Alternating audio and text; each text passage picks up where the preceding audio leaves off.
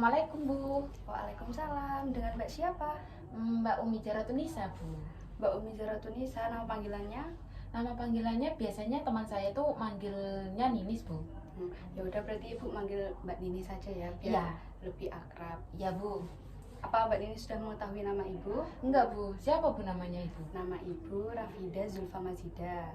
Biasanya dipanggil Bu Rafida. Enggak, saya itu biasa itu panggilannya Rara, Mbak. Oh Jadi ya. Mbak Nini bisa panggil Ibu dengan sebutan Bu Rara. Ya, ya Bu, Bu Rara.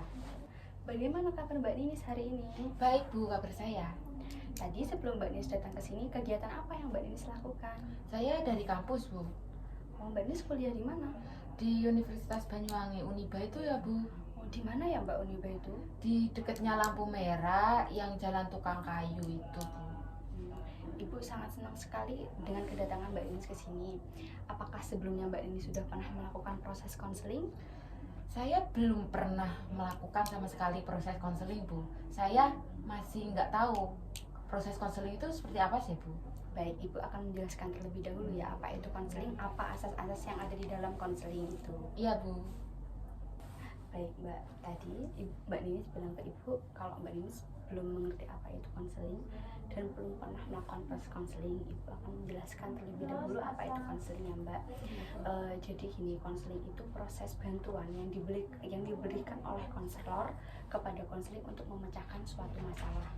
Jadi di sini Ibu hanya membantu Mbak Ninis untuk memecahkan masalah yang Mbak Ninis hadapi. Keputusan nanti setelahnya itu Mbak Ninis yang menentukan. Di dalam proses konseling juga ada asas kerahasiaan Mbak.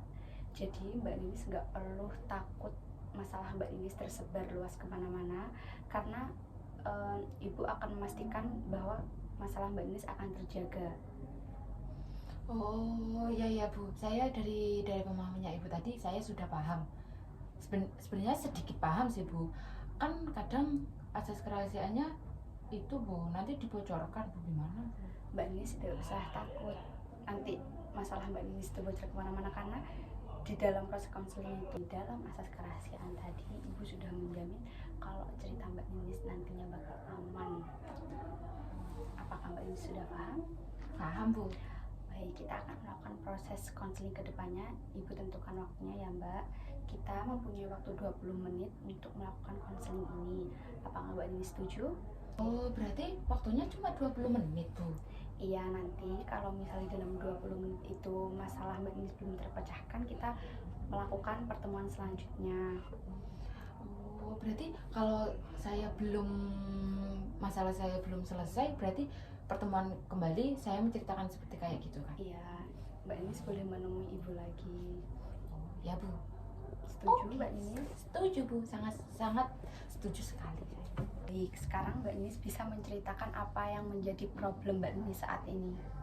Iya Bu, saya itu sering dibeda-bedakan gitu loh Bu, sama bapak saya, sama kakak saya itu kayak dibedakan. Padahal saya ini maunya tuh kayak ya udah disamain aja, kayak gitu loh Bu. Oh, Mbak Ninis berapa bersaudara? 3 bersaudara Bu, Kakak Mbak Ninis cewek apa cowok? cewek. Oh, cewek. Mbak Ninis umur? Saya umur 20 tahun sekarang. Kalau kakak? Kakak kalau tahun ini 23 sih Bu. Oh, berarti kakak 3 tahun ya Mbak? Iya. Kalau si adik? Adik saya sih kayaknya 12 tahun. Bagaimana bisa Mbak Ninis merasa kalau ayah Mbak Ninis itu membeda-bedakan Mbak Ninis dengan si kakak? Ya dari saya sekolah dulu aja Bu. Kan saya maunya di Eman ya, kan kakak saya di Eman Bu. Jadi saya tuh di Eman itu nggak dibolehin kayak gitu kok Bu. Jadi saya milih di SMK gitu kok Bu. Itu kan udah dibeda-bedakan nggak sih Bu? Ya, Mbak Ninis tahu nggak alasan kenapa ayah Mbak Ninis nggak menyekolahkan Mbak Ninis di sekolah yang sama dengan si kakak? Tahu Bu, saya tahu alasannya itu Bu. Ya kan soalnya kan saya sama kakak saya itu kan sering tengkar. Jadinya kalau saya di sekolah yang itu nanti tengkar terus. Jadinya saya di SMK Bu. Lalu bagaimana respon ayah Mbak Ninis? Respon ayah saya ya gini Bu, kayak ya wes ngalao kan anu kan gak sesuai jurusannya ambe awakmu kan, Ya wes di SMK kan caranya sesuai jurusan kayak gitu Bu. Setelah Mbak Ninis mengetahui respon ayah Mbak Ninis, lalu Mbak Ninis menerima nggak? Ya saya yang menerima saja Bu, sebenarnya saya nggak menerima, ya gimana lagi Bu. Nah itu Bu, kan gini kayak Bu, saya itu kan habis ini mau ngelanjutin kuliah lagi ya Bu di Surabaya. Kakak saya kan di Surabaya juga. Kan saya di Surabaya ini maunya itu membawa sepeda gitu kok Bu. Tapi katanya ayah saya itu bilang kayak gini, nanti kamu kalau bawa sepeda itu kemana-mana kok gak kuliah kok gini gitu kok Bu. Jadi saya tuh kayak terbebani gitu kok Bu. Ayah saya kayak gitu, padahal saya ini niatnya mau kuliah kayak gitu, tapi kakak saya itu nggak ditanyain kayak gitu Bu. Itu saya tuh mangkel Bu, kan beda-bedakan kan saya. Kakak Mbak ini di sana bawa sepeda nggak kuliahnya di Surabaya?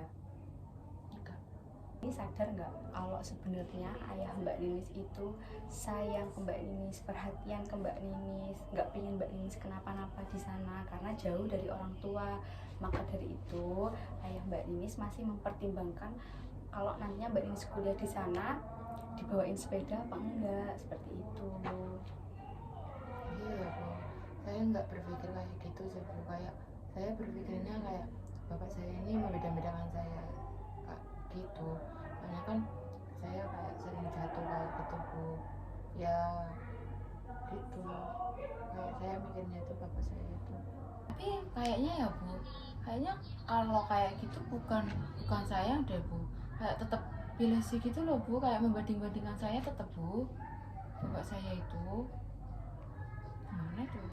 Menurut Mbak Ninis, kasih sayang itu kasih sayang seperti apa? Ya menurut saya Bu, kasih sayang orang tua itu ya nggak membeda-bedakan, sama percaya sama saya Bu, kayak gitu. Berarti sayang nggak membeda-bedakan begitu ya Mbak Ninis? Iya Bu. Ya Mbak Ninis, Ibu terima pendapat Mbak Ninis. Apakah sebelumnya Mbak Ninis pernah melukai hati ayah Mbak Ninis sehingga ayah Mbak Ninis itu sulit untuk mempercayai Mbak Ninis? Pernah Bu, saya dulu itu kan saya bilangnya mau kerja kelompok, terus saya itu Bu, ternyata nggak kerja kelompok. Saya kan bilangnya kerja kelompoknya di sekolahan kayak gitu, ternyata saya itu nggak kerja kelompok di sekolahan. Saya itu kayak nongkrong itu saya kan pakai sepeda teman saya. Saya jatuh Bu, kayak gitu. Itu terus bapak saya kayak ya itu Bu, bapak saya marah, katanya kerja kelompok kok sampai sampai itu terjatuh kayak gitu. Atau kan nggak, kasih sayang yang diharapkan Mbak Ninis itu kasih sayang seperti gimana?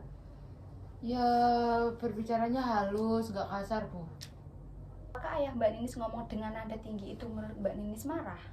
Iya marah Bu, karena bapak saya berbicara kepada temannya itu nadanya tuh kayak tertawa, nggak nada keras kayak gitu Bu. Dalam hal ini Mbak Ninis merasa bersalah nggak? Enggak Bu, saya nggak merasa bersalah. Mbak Ninis mengatakan kalau di sana kakak Mbak Ninis tidak membawa sepeda, tapi Mbak Ninis membawa sepeda. Iya Bu. Mbak Ninis juga mengatakan kalau Mbak Ninis pernah jatuh sebelumnya. Iya Bu, saya pernah jatuh sebelumnya. Jatuh berapa kali Mbak? Itu Bu, saya jatuh 4 kali. 4 kali itu banyak nggak Mbak? Banyak Bu. Tahu berapa biaya yang udah dikeluarin ayah Mbak Ninis untuk membawa sepeda Mbak Ninis itu ke bengkel? Wajar nggak ayah Mbak Ninis marah? Wajar. Ayah Mbak Ninis bukan berarti nggak sayang. Coba Mbak Ninis pikirkan apa kesalahan yang sudah Mbak Ninis perbuat. Iya, setelah saya pikirkan, sekarang saya sadar Bu itu kalau itu kesalahan saya. Iya ya Bu, kayak saya menabrak, terus saya berbohong, saya menabrak 4 kali, itu wajar sih bapak saya marah sama saya Bu. Jadi ya setelah saya pikirkan tadi itu Bu, saya berpikir sekarang saya sadar kalau itu cuma kesalahan saya, jadinya pantas bapak saya marah kepada saya. Nah, Mbak Ninis sudah menyadari kan kesalahan Mbak Ninis? Iya Bu, saya sudah menyadari. Proses konseling ini Ibu akhiri. Apabila Mbak Ninis ingin datang ke Ibu lagi untuk bercerita, silahkan ya Mbak. Ya Bu, berarti saya bisa kesini lagi kalau ada masalah ya Bu? Ya.